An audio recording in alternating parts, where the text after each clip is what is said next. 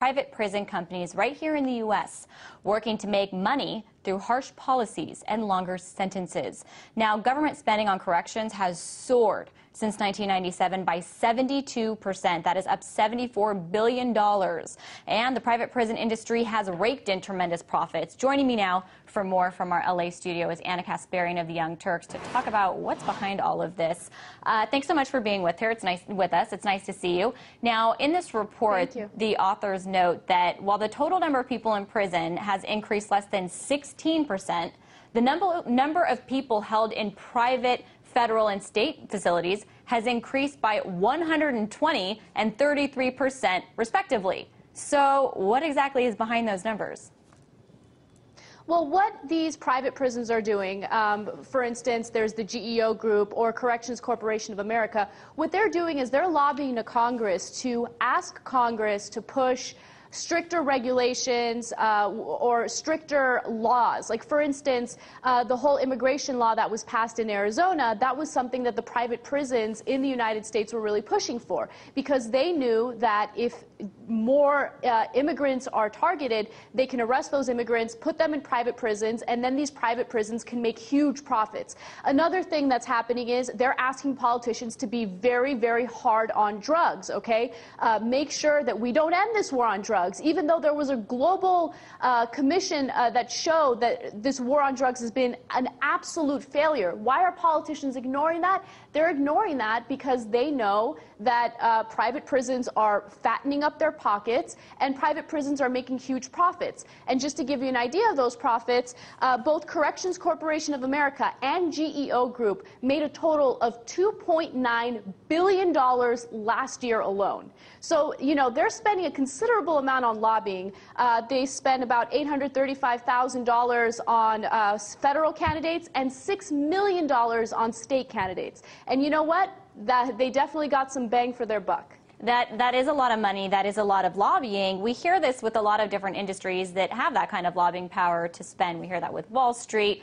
We hear that with, you know, the pharmaceutical industry. I'm curious, you know, this is prisoners. These are people's lives. These are the policies that affect, you know, justice. So what do you see as being some of the consequences of this? Oh, there are huge consequences, and I'll give you a perfect example of that. A couple months ago, a story broke about a Pennsylvania judge by the name of Mark Cavarella, and I highly encourage everyone to look him up. What this judge did is he got rid of all county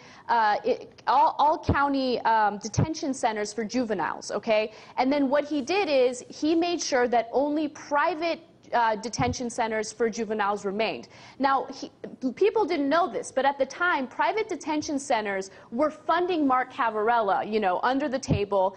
And what he would do is he would send high school students to these juvenile detention centers, for-profit private juvenile detention centers, for tiny, petty little offenses. I'll give you an example. One high school student got caught stealing nutmeg.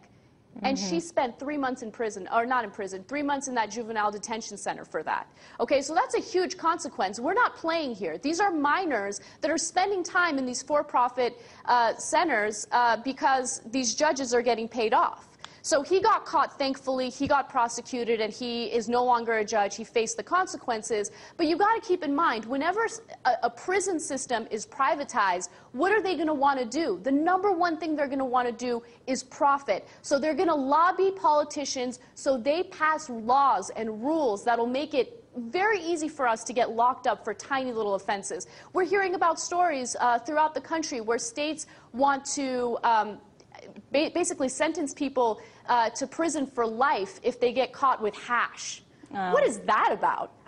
So I think that there are major consequences for this. It's about being tough on drugs, Anna. I'm just joking with you. No, it sounds, I mean, I was just in Ireland, and back in the 1500s in the prisons, they threw kids in there for stealing flowers. I mean, it doesn't sound very different from your nutmeg story, which we hear in modern-day U.S. My question, though, for you, you know, you mentioned the money that private prisons are spending. These are privatized companies. Obviously, there's a lot of leeway for corporate power to spend money like this. So what do you see as the solution? Is the problem that they're privatized? Is the problem better regulations of campaign donations and lobbying? I mean, what do you really see as the solution to this, especially now that it's getting some more attention and there's more examples? The root of every single problem in the United States right now is the fact that corporations are able to fund politicians as much as they want. Citizens United was a huge problem, okay? The fact that our Supreme Court passed Citizens United was disastrous for this country. Okay, there needs to be regulation. We need to have campaign finance reform. There needs to be a political revolution. And, you know, and I'm not saying a violent political revolution. I'm saying that we need to make sure that there are limits to the amount of money that people can donate to campaigns. And when it comes to corporations, it's never ending. They get what they want because they have the money. Private prisons are getting what they want because they have the money. And pretty soon, we're going to be spending some time in prison for minor offenses. So there needs to be a revolution when it comes to situations like this. All right, there you have it. Anna Kasparian calling for a revolution of the Young Turks. Thanks so much for being with us.